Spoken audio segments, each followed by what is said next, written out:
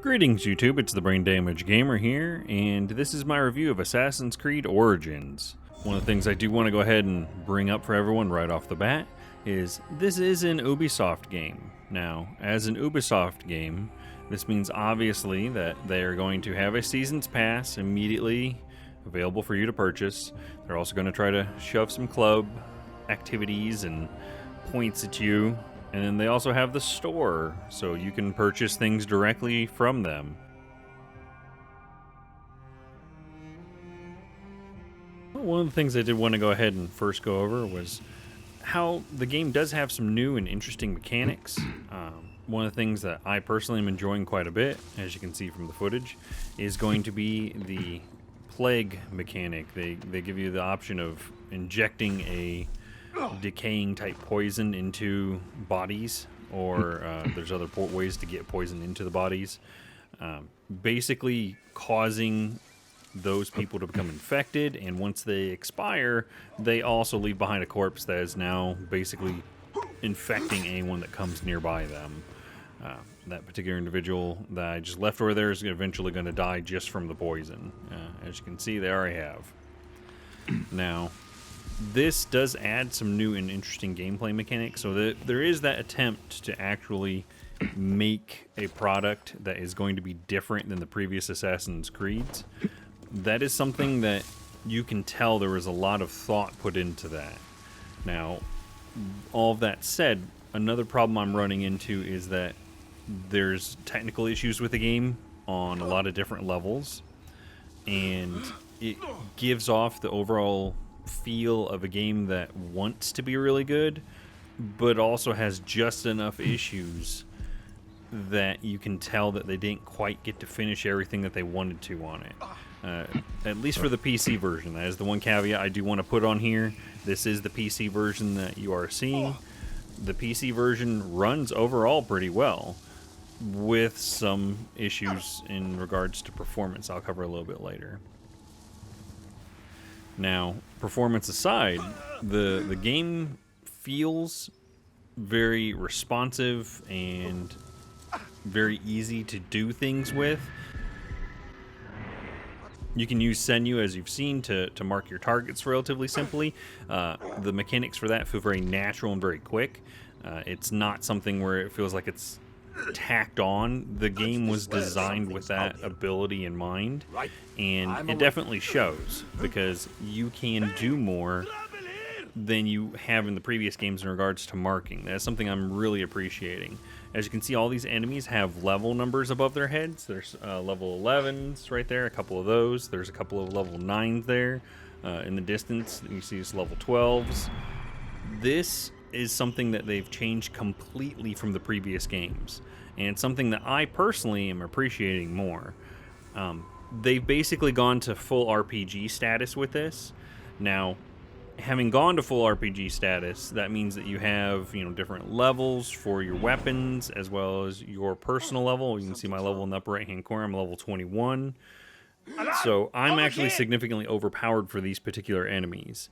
Now, if you like grinding and you like being able to level up your character, you can do what I did, which is basically go and do other things to get to a higher level than you need to be in order to do your story missions, and then breeze through the story missions with no problems. It does make it more interesting, in my opinion, if you want to do either one of those routes, where you either grind out in advance, or you just go ahead and say, hey, you know what, I'll see what happens and do what I can and run into maybe a harder fight. Now, I am playing on the hardest difficulty, which was interesting because having difficulty settings in an Assassin's Creed game was also a little bit odd for me to see. Now, they do have multiple weapon types, and you can select whatever you think would fit for your playstyle. The caveat I want to add to that, they do not have a proper countering mechanic in this.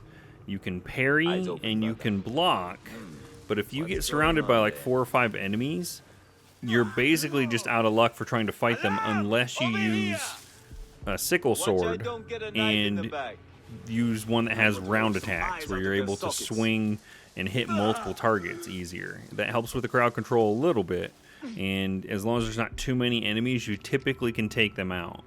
Now, if there's 4 or 5 enemies, you're probably going to just start getting hit from behind and not be able to do much about it. I don't know if this was intended to force the player to avoid direct conflict more and make you do more assassination type things like what I'm doing here to take out this huge group. Is I'm basically just poisoning everyone away instead of trying to directly combat all of them. That's trouble. So I can understand if that was the intent. I don't quite get that impression though. I get the impression that the combat is just a little bit unfinished still. Now, stay on your toes. the new mechanics I trust your instincts. don't add anything ridiculous in regards to, groundbreaking, hey, here's something that you've never seen before. It's all stuff that's slight variations of what we've previously seen. The biggest one I've personally noticed that's different is the poison effect. They also do have some bleed effects that are interesting. A lot of the sickle weapons also have bleed effect on them, I've noticed. Assassination overall is pretty much the exact same thing you've seen before. There are some chain assassinations you can do now. They don't have dual assassination that I've been able to locate in the game yet. I don't believe it's something you get. Now, it's kind of odd because more and more of this game feels like it's a hybrid of Far Cry and Assassin's Creed. It's kind of like they're trying to pull those two franchises together in a lot of ways. I'm still not 100% sure how I personally feel about that. It's an interesting move, that's for sure. I'm not saying it's necessarily a bad move, though. It's one that you need to keep in mind if you're going to be purchasing this game. And I believe we have this one little lonely guy now. And as you can see, the poison does eventually wear off. So this guy, unfortunately, he's like, hey, let me go pick up my buddy. And that didn't go so well. And if I were to go ahead and just, as you can see, the carcass is there, I could stab him and make it so that he is now poisoned as well. But I'm just doing cleanup right now, picking up all the loose items that they've dropped after they've died. As you saw there, I just picked up a bow. So that would be a bow of a variant of one of the base types. And as you can see, it was a lower level than what I had, and it wasn't that amazing of a bow. It wasn't like a legendary or even an ultra rare. One thing I am definitely enjoying in this game is that you can say, all right, follow road, and then go to objective. And your horse does all the work on its own at that point, which makes it kind of nice. You don't have to sit there and babysit it. But that also lets you do something that I like to call the Casey Neistat mode. Because now I'm in my bird following the horse. And the horse is doing all of the navigating on its own. See, it's going to turn this corner automatically. See that? So I can actually, start looking for things out here. And if I'm like, hey, actually, I changed my mind. I'd rather go to, like, something over here. I hit mark, and the horse immediately starts going to that instead. I wish all the Assassin's Creed games had something like this for the horse mechanic, because it makes life a lot easier. Because I'm not a big fan of fast traveling. Fast traveling, in my opinion, takes away from your game experience. Because if you have an objective over there, if you have to actually go over there, then you get to experience little encounters and random things that could happen in between. I understand some people, want to speed it up. So, fast traveling is a good option for them. But me personally, I avoid fast traveling as much as possible. But all sorts of stuff I can look around and just try to look for potential enemies or, see some of the sights.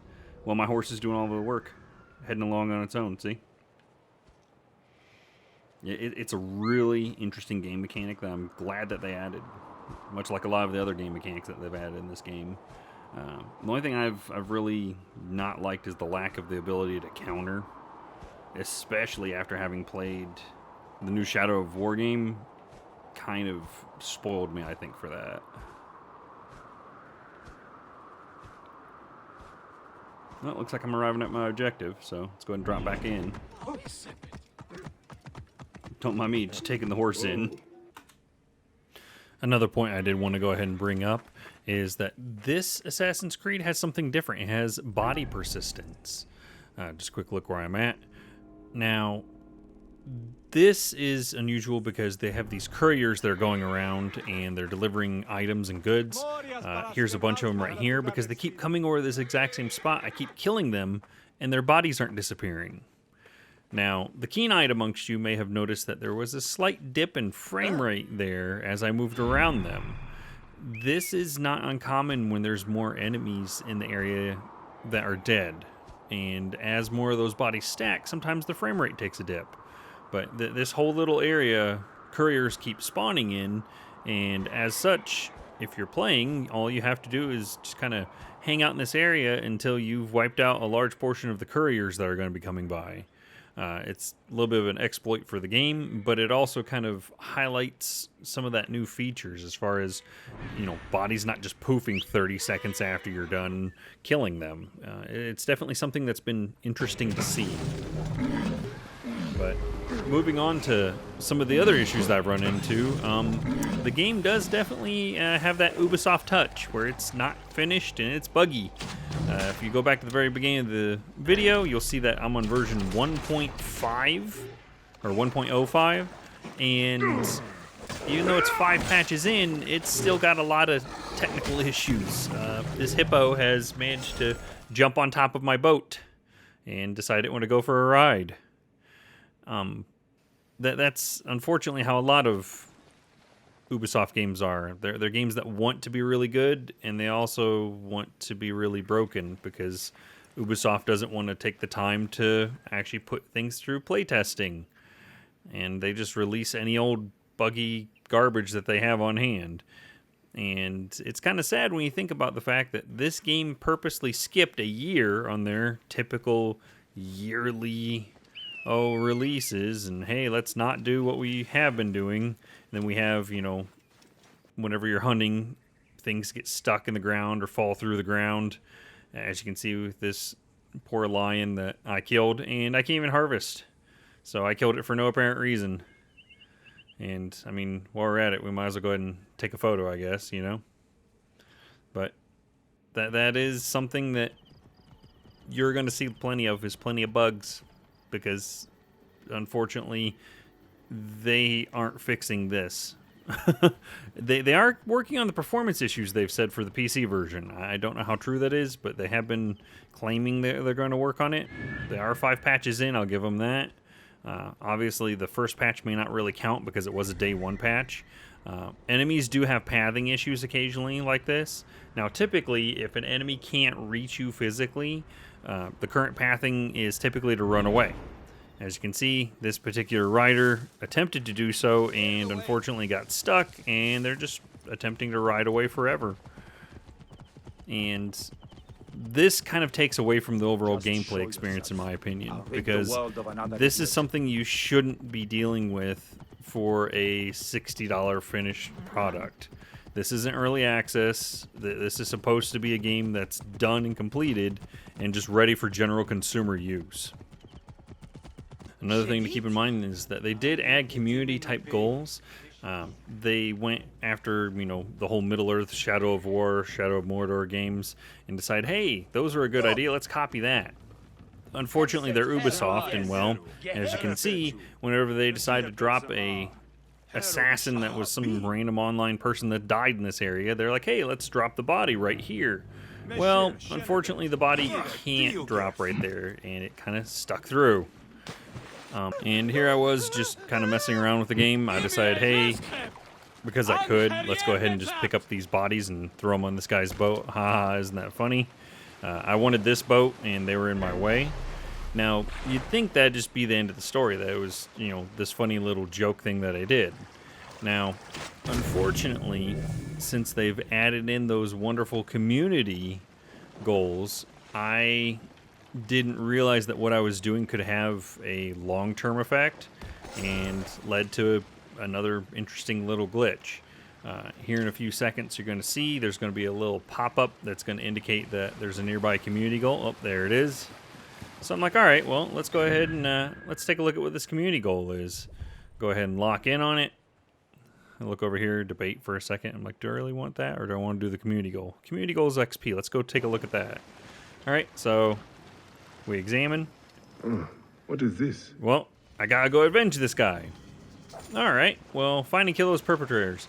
Oh, wait a minute. It's the two guys that I just killed and threw on that boat. So I would have to go and confirm the kills, right? Well, let's see what happens when I get a little bit closer to their boat. Oh, wait a minute. They both just all of a sudden dropped. Again, body persistence. This was something that Ubisoft said, hey, let's go ahead and program that into the game.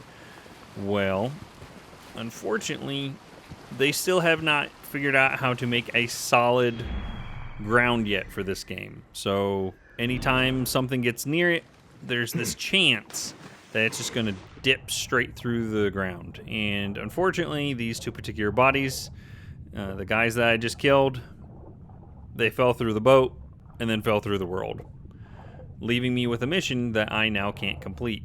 I actually had to do a reload of the mission objectives, which is an option they give you in the menu. It was a little suspect to me that they gave you that option. I even double checked to make sure there wasn't like a way to get underground over here, and there's not. It was just, there's two bodies stuck underground now. Hope you enjoy that. Now, overall, I will say that I had a lot of fun with the game, and there was a lot of interesting things to do in this game. Keep in mind that there are those technical issues. The issues like that are across the board. They are on PC, they're on Xbox, they're on PlayStation. It's just, if you're playing this Assassin's Creed game, you're going to run into these kinds of issues. The overall game itself is fun. There's a lot to do, but it's not quite where it should be for a full-fledged $60 title. Now, overall, like I said, amazing game, interesting concept. It is not worth the full price, I believe. I'm going to give this game a rating, a 7 out of 10. It is, I would say, a good $40 title. It is not worth $60. It is not worth the full asking price that they are working at, trying to convince everyone we should be paying with the add-ons and season pass. This game's got a long way to go before it gets that. And you would have thought that after Unity, they would have learned their lesson. But unfortunately, Ubisoft just released another product regardless of the actual quality or what it was like. One thing I did want to make as just a brief aside note is that the game does give you the option to fight enemies that are higher level than you. As you can see, I'm doing that right now. I'm significantly speeding this up because the fight took forever to do in real time. But, and also a sandstorm rolled in. Sandstorms are interesting. You have sandstorms and mirages that do occur. They do add a little flavor to the game, but no actual sustenance of any form. Nothing that, would say, wow, that's something amazing. I'm glad they added it into this game. It's more of a, just kind of a neat little, oh, yeah, that's definitely something.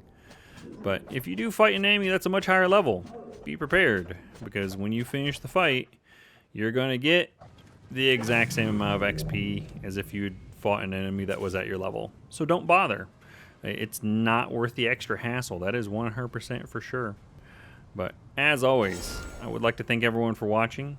I am the Brain Damage Gamer. Game on.